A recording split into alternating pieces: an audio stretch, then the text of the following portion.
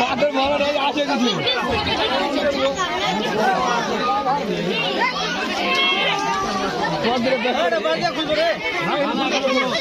খুলো খুলো চপ্পলের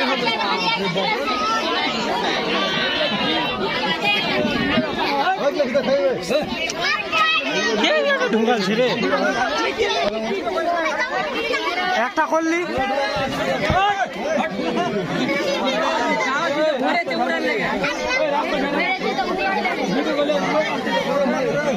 লাস্টে দেখবি যে ছোট্ট একটা নাকি